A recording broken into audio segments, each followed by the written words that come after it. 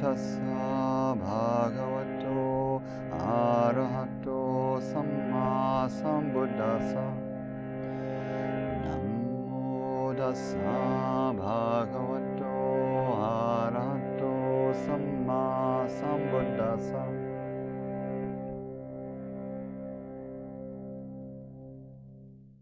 The talk tonight is kind of a continuation of what we've been talking about, working through the steps of Anapanasati, and it's a little report from the inside, or recently inside the retreat bubble, because on retreat last week, I focused on the practice that we've been doing here. So I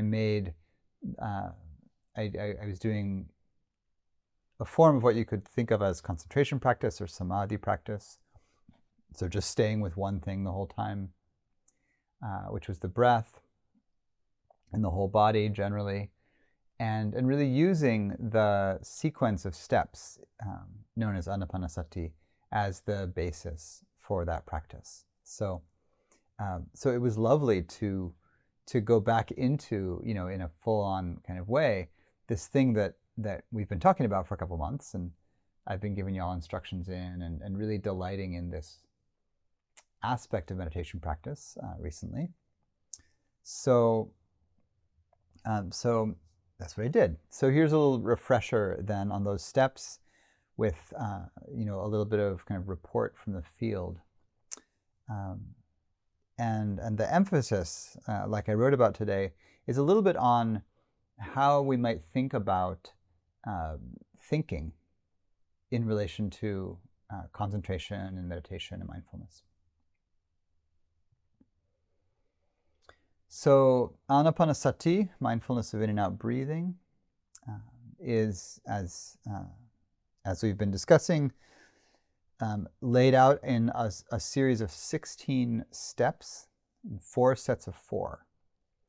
And before the first set, there's the basic instruction to bring the body into a comfortable, upright posture, same as in the beginning of the mindfulness instructions, and to bring the attention to the in and out breathing, to be mindful when the breath comes in, mindful when the breath goes out. So that's the basic instruction that underlies the whole thing. Contained in that instruction is the basic qualities that support stabilizing attention. So if I'm aware or mindful as the breath comes in and out, there must be a quality that is doing that awareness. There's mindfulness itself. So the quality of knowing what's happening, right? Remembering what I'm doing, mindfulness, is present. But there's also implied here a staying with the sequence, because if you're mindful as the breath comes in and it goes out, and of course you know what the breath does, it just does that over and over and over again forever until you die, then you are staying with an ongoing wave, essentially, right? So there's already an aspect of being with continuity here. The first instruction then, so with that basis in continuity, you establish that, okay, I know that I'm breathing in, I know that I'm breathing out. There's a turning of attention toward breathing, and that already also means that we're turning the attention away from external sensory engagement. So it's not a meditation on hearing or on, seeing or orienting to the space around me. And it's not an open mindfulness where the breath is like an anchor, but I'm open to the attention resting on other things. I listen for a while to the rain, and then my attention goes to being a little hungry, and then I think about something, and then I come back to the breath. It's not that. That is a kind of using the breath as an anchor for more of an open awareness kind of mindfulness. And that's lovely practice, right? Especially if you have some foundation in mindfulness with breathing as a concentration practice, using it as an anchor for a more open sensory inquiry is a beautiful kind of vipassana. So that's an insight practice, right? Because what you're going to see if attention is open to noticing that, my attention is drawn to the rain, and then to a sensation, and then to another sound, and then to a thought, and then to a memory, and then to a smell, the insight that comes there is that our experience is marked by impermanence and discontent. That's what we see when you see the attention pinging around. So that's why it's an insight practice, to let the attention be open in that way. That's different from the focus of anapanasati as a concentration or samadhi practice. And so in samadhi practice, I'm restraining the attention from its tendency to bounce around. And instead, I'm extending a continuity of awareness connected with one thing. In this case, initially it's connected with breathing. Now we're going to build on that. So the first 4 steps, the first tetrad, as we've been talking about, are knowing the long breaths and knowing short breaths, and then breathing in and out, experiencing the whole body, and then breathing in and out, calming the whole body or settling the body. So when I'm doing this in meditation, I just do this as a kind of sequence or a little exercise. Like I start with long breaths and just really take a deep in breath, hold it for a moment, really a long, slow out breath, do several of those. So I'm really thinking about anapanasati as not so much a mindfulness of breathing practice. That name makes it seem like mostly what I'm doing is I'm observing. It's a little bit mental. It's very witnessy. And often we think of mindfulness as very witnessy. I'm not engaging, interfering, I'm just watching. My interpretation at the moment of anapanasati is that it's not very observational at all, that it's actually very engaged. And what you're engaging in is cultivating energy. It's really a kind of it's really a yogic practice. Yogic meaning I'm intentionally engaging with my somatic energetic system to alter it, to really change my state.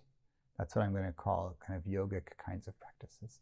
So it's a yogic energy practice. So we begin with long breaths, and I'm using the long breath to really wake myself up and move the breath energy through the body, get some of the stuckness out.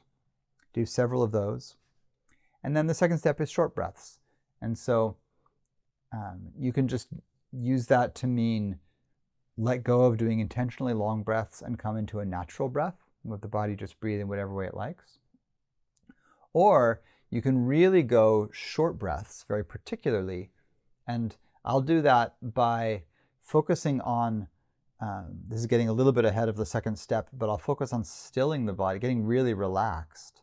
And I won't try very hard to breathe in. And if you don't try very hard to breathe in, you'll just get a shallow little in-breath because you're not going to pull on the musculature of the belly. You're just leaving the belly pretty relaxed. Belly, solar plexus are relaxed, so the diaphragm's going to pull the breath in a little bit, but not a ton. So that's really a short breath. And so you do those, that can often really kick you into a different state because you're mixing then breath energy with a very relaxed body. And this is the gist of the whole first tetrad. So you come into short breaths of some kind, and then the third step is breathing in and out, aware of the whole body. And some people interpret this to mean breathe with the whole body, so you can feel the breath movement through the whole body. That's kind of Thanissaro Bhikkhu's method. I like that a lot. Energetically, I think that's really groovy. But I'm also into just keeping the sense of awareness of breathing going, and then just include the sense of the whole body. So I don't need to push hard to like feel the pulsation of the breath down in my feet. Like sometimes I do, and sometimes I don't. But I don't mind so much. What I want is I want to have a somatically presenced sense of the whole body. So in the meditation, I use these two words, proprioception and interoception. These are like sort of modern nervous system words. Proprioception is the word for knowing the shape of your body in space from the inside. So like if I close my eyes and I make my hands into a shape, I know what shape they're in. I can feel it. So that's proprioception, is the sense that gives you that, right? And there's certain states of being intoxicated or certain neurological states where you can lose that, or you not know what shape your body's in. The proprioception can be strong or weak, present or absent. And then interoception is a term used by the neuroscientists and somatic types to refer to sensing. So it's like physical sensation, but it's sensing the inside of your body. So like when you sense that you're hungry, or you sense a kind of contraction in the viscera, or you feel energy in the pelvis or the heart center or inside the throat, sensing the inside of the body is interoception. And that's the name. So you're doing a bit of both of those in the third step. Feel the whole body. So I'll include the proprioceptive sense of feeling the shape of the body, but then I'm also feeling kind of the whole sensation field of the body, which includes the inside. And I do like doing this particular practice with my eyes closed, so that I'm really just in the energetic field, but you can do it with eyes open as well. You're kind of just gaze down or in a soft visual space. So feeling the whole body, breathing, already it's shifting away from observing the breath toward a kind of cultivation of bodily energy, right? You get that sense. This is one of those places where breath, right? And so the Pali is pana, and the more familiar Sanskrit parallel is going to be prana. And just like the word, just like the English words spirit and inspiration and respiration, the word prana in Sanskrit and pana in Pali, refers to both the physical movement of air in and out of the body, but also to the subtle movement of breath energy through the body, or the subtle movement of energy, period, through the body. So breath is life, is energy. So now whenever we're talking mindfulness of breathing, what we're really saying is mindfulness of life force moving in the body. And it has a gross manifestation as physical air, and it has subtle manifestations as winds that move through the various channels. And so,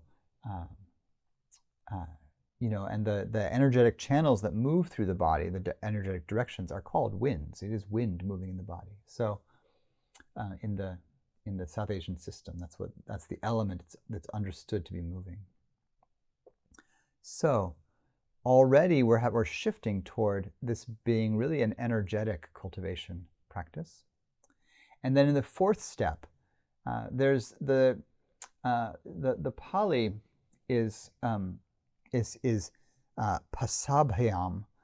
Pasadhi is to become tranquil, tranquility. And I'm making tranquil the chitta sankhara, or sorry, the kaya sankhara. I'm getting ahead of myself.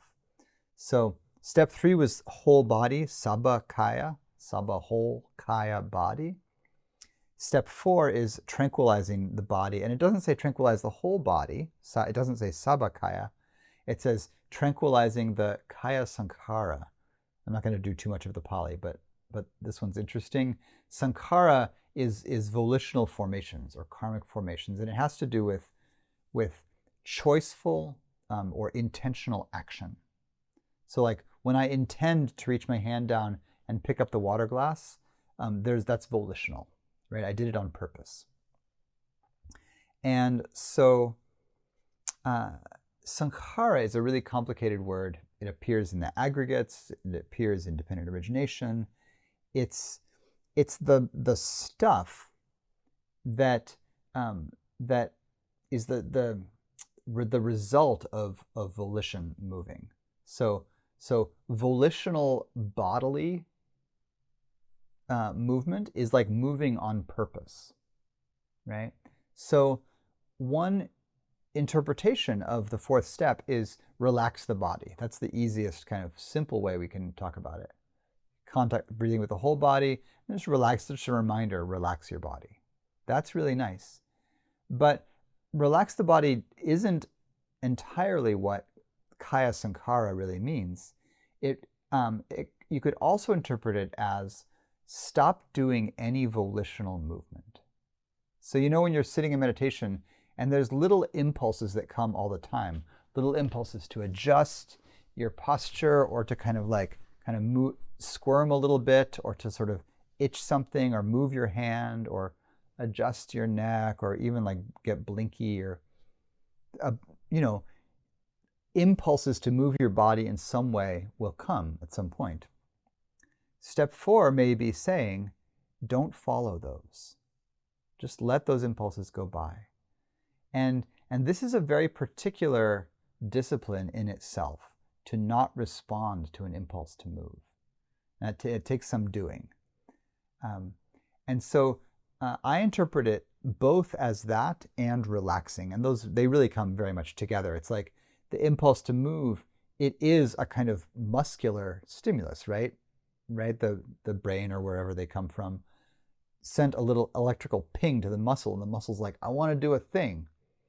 And then, mindfulness, the inner mindfulness coach that's working the steps overrides that and says, no, we're not doing it. Let the impulse go by.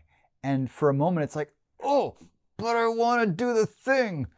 And, and you're like, we're not doing it. And then you let it pass. It's a little bit like letting a sneeze pass. And you're just like, oh, and then it goes. So I don't know. That's very mysterious why that happens, but it can work that way. So you're relaxing, and you're relaxing the volitional impulses. What this will do is you've got a sense of the whole body, and you're breathing, and you're relaxing, and now you're not moving. And what relaxing and not moving and sensing the whole body is going to do is also increase the intensity of this internally directed attention. And when you, wherever attention goes, intensity increases. It's always that way.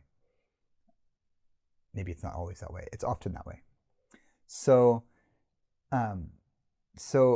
we are stirring up and putting a kind of container on bodily energy, right? So already the energy is going to start growing. So then naturally, the next step, as we move into the second tetrad, the second group of 4 steps here, the next step is rapture. The Pali word is piti. And the step after that, step 6, is happiness or bliss, sukha, ease. So we have these 2 qualities, rapture, sometimes translated as joy, but I like rapture because it's more somatic. I think piti really is physical, primarily. And then sukha is more the emotional ease, happiness, blissful states. So here comes rapture, right? Who doesn't want more rapture? It's partly why I like the word so much, is like, it just sounds like what you want. You want some rapture here. Life is hard, people. Get some PT going on. And this is, I think this is core to the entire Dharma in a way that some of us talk about kind of endlessly, but it's worth talking about endlessly because we North Americans, some of you are not that, but some of us North Americans, we are still a kind of puritanical culture that doesn't really like pleasure. As much as you can do a lot of hedonistic stuff here, it's often in a kind of constricted, tight sort of way. And there's as much kind of, get your sexy on kind of, material is in this culture, we don't actually do very well with the subtle, beautiful states of sensuality, which is, the beautiful, deep, grounded, orgasmic states. They're a little outside the mainstream in a certain way. It takes some doing to relax into big bodily pleasure. And it takes some overcoming of hang-ups and, all sorts of things, traumas. We're a little traumatized about pleasure around here. I say we. I don't know who you are, but I see a lot of it. So I'm going to say we. Some of we. The Buddha was too.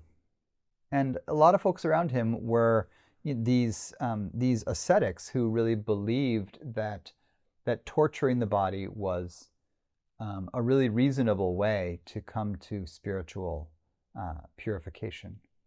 And when the Buddha realized that that was not the way, he had been doing this kind of self-torturing for many years, and he was almost dead of starvation and really bad stuff to the body. And he realized that he wasn't getting any closer to liberation doing it, so he was on the wrong path. And when he thought about what the right path could be, he remembered being a child at a kind of agricultural holiday. There was some festival, and he had walked away from the crowd, and he was sitting alone at the edge of a field on a beautiful spring day under a rose apple tree. And he said that his attention was not pulled outward, and completely content and resting in easeful seclusion, he entered and remained in a beautiful meditative state in the first jhana, which is characterized by rapture and pleasure born of seclusion. Seclusion here means attention isn't pulled by the external senses.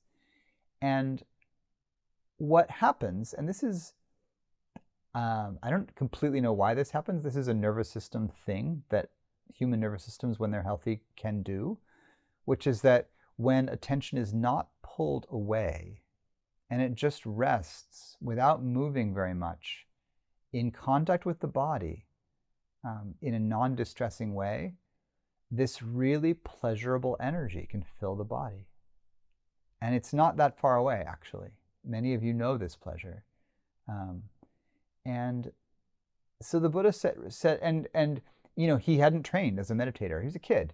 He was just a kid hanging out under a tree, doing that thing that kids sometimes do, where they just get really into sitting there. He just gets really into sitting there, and he remembers it as an adult, almost dead. And he says, that was nice. That was really pleasurable. Maybe that's the path. And then he thinks to himself, wait, I'm afraid of pleasure. I've learned from this ascetic path to be afraid of pleasure. And he says, why should I be afraid of this pleasure? It doesn't harm anyone. It doesn't, it's not dependent on craving. It's not like I have to look at a beautiful thing, to get it. He was raised with wealth and entertainment, lots of musicians and young people dancing. He had a lot of beautiful things to look at and listen to. And this was not that. And he wasn't tripping out on the beauty of nature. He wasn't as I stared at the rose apple tree, I noticed that the tree was gorgeous in its blossoms. That would be conducive to craving, because the tree's not always blossoming, the tree's not always beautiful, and it's not always alive. But this wasn't that. This was a pleasure solely dependent on the attention being stabilized internally and secluded. And that's really important, because this is not what we would call a sensual pleasure. It's not a hedonistic pleasure, because it doesn't depend on getting something. It depends on not doing something. And that's really interesting. So if you can manage to sit still and not do anything, this marvelous energy comes. And so, I think it's just, sometimes I think rapture is just grace. It's part of just what we have as animals, that wow, things are so hard, but if I can manage to just not be neurotic for a minute and just rest, it's not just that it's restful, but actually my whole sort of bodily energetic spirit responds with this swelling of lovely feeling. So there's that. So rapture comes. So this is breathe in and out, cultivating rapture, and then cultivate happiness, sukha, which is like deep contentment and ease. And again, it's based a bit on the conditions of, being able to sit still and be safe and not oppressed in this moment. All of that is very important. But then to be able to rest the mind. So then continuing in that direction, step 7 is to become aware of the stuff in your mind, the chitta sankhara. So chitta is the heart mind, sankhara again is volitional formations. In this context, chitta sankhara, we can think of it as thoughts and feelings. Because thoughts have a subtle little volitionality behind them. You're thinking things for a reason, mostly habit. But habits are have a little tiny burst of volition behind them, even the bad ones. And so it says, okay, you've got this nice energy going, you're sitting pretty still, become aware of the stuff in your mind. And then the parallel step to step 4, stilling the bodily formations, is in step 8, stilling the mental formations. So again, the word is pasadhi, tranquility, pasabhyam, make tranquil, the chitta sankhara, the stuff of the chitta, the heart mind. So that means whatever thoughts are moving through, whatever storylines are motivating the heart, whatever emotions are moving around in the heart that are tied to narratives and stories, that are tied to things being stirred up, put those down, just settle them. And you can do this by focusing more on the breath, so fill up the attention with the object. Or, and this is partly what I was really loving doing on retreat this time, you can also loop in the sense of silence and stillness. One of the things that happens a lot for me, and I think for a lot of meditators, is when I get going focusing on one thing, like the breath, so I'm staying with it, like I'm aware of every breath. I might even be labeling them in, out, or rising and falling. Or on this retreat, I was using the mantra Buddho, from the kind of Thai forest style. Bud on the inhale, Do on the exhale. It's a version of the word Buddha, awake. So you're saying to yourself, awake, awake, awake. Super nice way to track the breath. So you could be staying with the breath, counting, using labels, but still the mind is thinking in the background, because you can think and be with the breath at the same time. Like technically in the Abhidhamma you can't, because you can only attend to one thing at a time. But really what you're doing is your attention is just pinging back and forth very quickly, and you can see two things at once. And this is really common. So I think I'm with the breath, but actually the thinking is just going on in the background. Right? Is that familiar to anyone? And so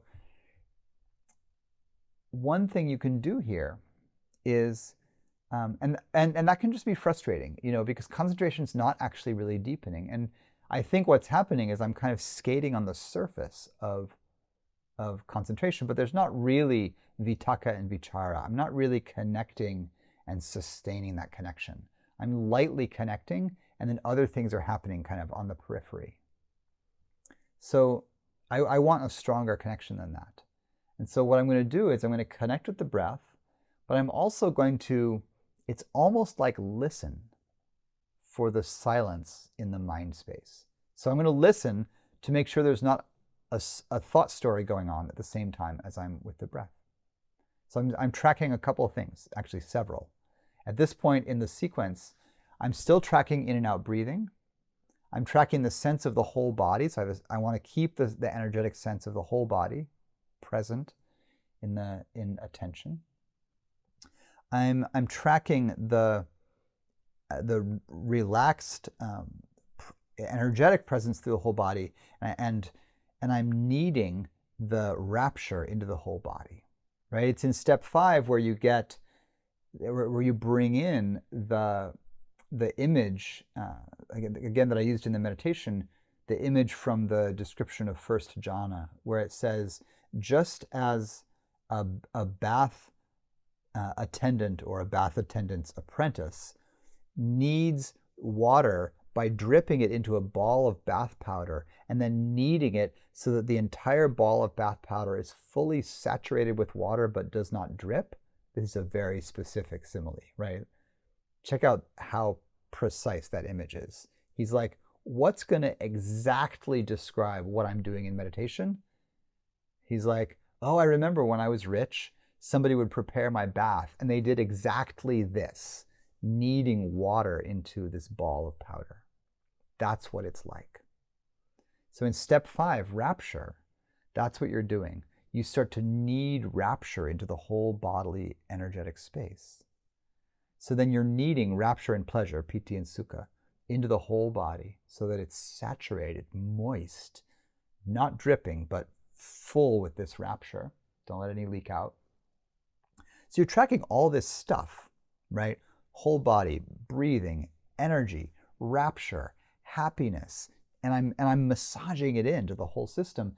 And then it's like, now stop thinking. And here I think is a thing that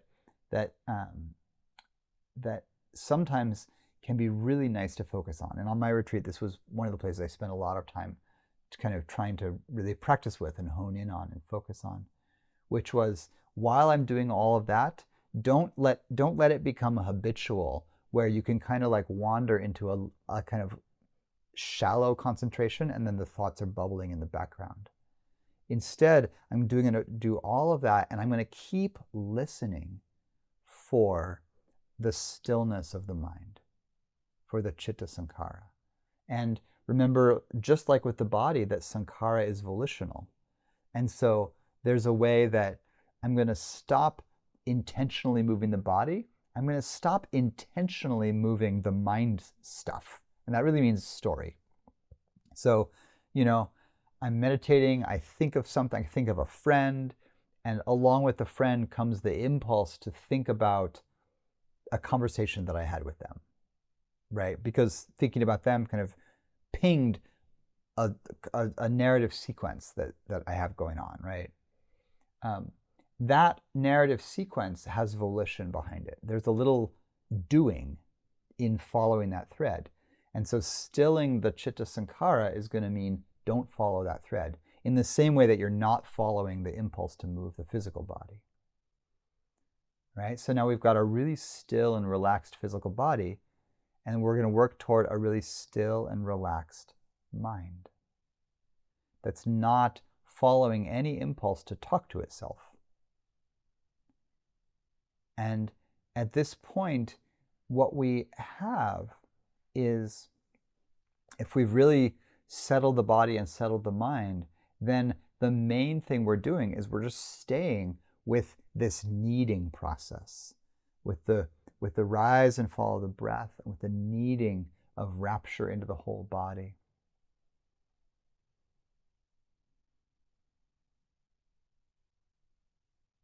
One of the things that people, I think, underestimate about samadhi practices in general is how somatic they often are. This one very much is. And how sensual they can be, and this one very much is.